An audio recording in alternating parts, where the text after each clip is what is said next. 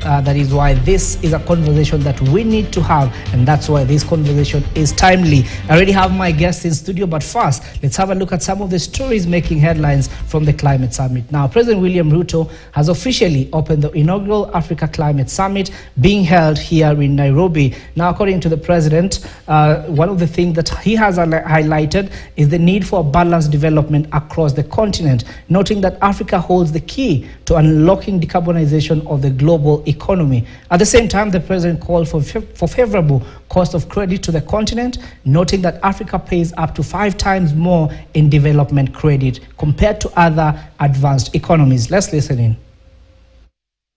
We are already key players in the extraction of these minerals, but much of the higher value addition, smelting, refining, assembly, and even the production of electric motor vehicles happens elsewhere.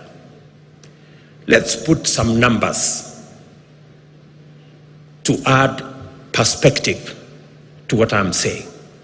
By 2025, the mining of battery critical minerals, nickel, lithium, cobalt, is estimated to generate some $11 billion in value.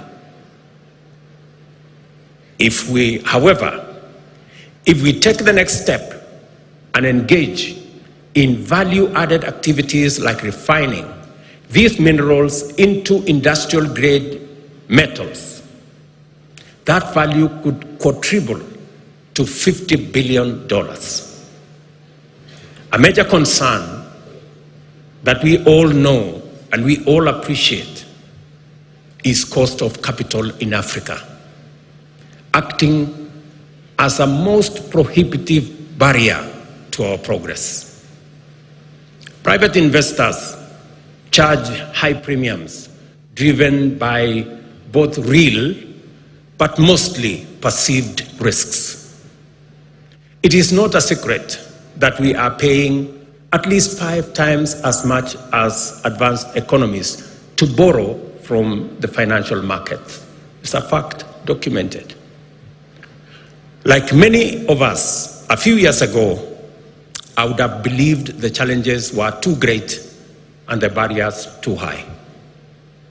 Today, I see them differently, as mere tests of our collective will and ingenuity. We should develop effective policies and regulations that catalyze investment and entrepreneurship and unleash the creativity of local business. We must transform Africa's resource wealth from mere potential into real opportunities by directing large-scale investments that will actualize the possibilities that exist and await our citizens in present and in future generations. All right, and of course, that was the president earlier on speaking.